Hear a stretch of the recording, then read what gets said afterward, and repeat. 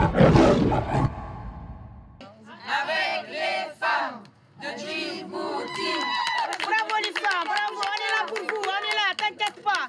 On est là, on va ramasser encore des femmes, t'inquiète pas. On est là. Les femmes djiboutiennes peuvent déjà compter sur l'élan de solidarité d'un collectif de femmes du quartier d'Arcueil. Aïcha a quitté Djibouti pour la France depuis 18 ans. Elle est gréviste et porte-parole de ces 9 femmes en lutte. La 10e vient d'être évacuée vers l'hôpital. Nous, ce qu'on essaie de faire avec cette grève de la faim, c'est dénoncer toutes les exactions, et particulièrement les viols qui ont eu lieu dans le nord et le sud-ouest du pays à l'encontre des femmes afars et qui sont totalement impunis jusqu'à ces jours. Et parfois, ils continuent à exercer dans l'armée régulière et ils sont aussi promus à des grades supérieurs. Et ça, c'est vraiment insupportable pour les femmes qui ont été violées. Nous avons voulu dénoncer tout cela. Aïcha nous emmène maintenant au sous-sol du local pour recueillir la parole de femmes violées qui ont le courage de parler, dont Fatou.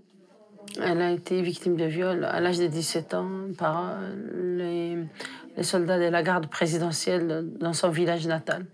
Elle est handicapée et malentendante, mais elle veut vraiment que justice soit faite. Et puis, elle fait toujours le même signe qu'elle veut. Bonjour Fatou. Bicho, oui, ça. Ça, c'est le signe qui revient. Les soldats doivent aller en prison.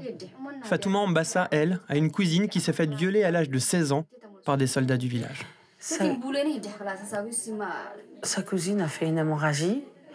Elle dit toute la famille a été dévastée par les viols de cette petite qui s'est laissée mourir après. C'est un viol qui a entraîné la mort, en fait. Qui a entraîné la mort. Donc c'est pour ça que elle, depuis, elle dit je peux plus rien faire pour ma cousine, mais au moins pour toutes les autres gamines et toutes les autres femmes, elle s'est engagée comme ça, quoi. Fatouma Amara, elle, a été violée par 3 soldats en présence de son père.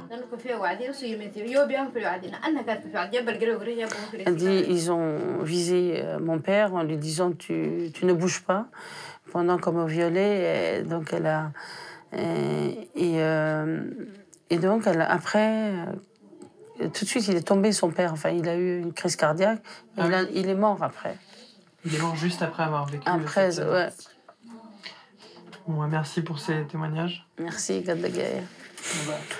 Gadagay, merci. Merci beaucoup. Merci.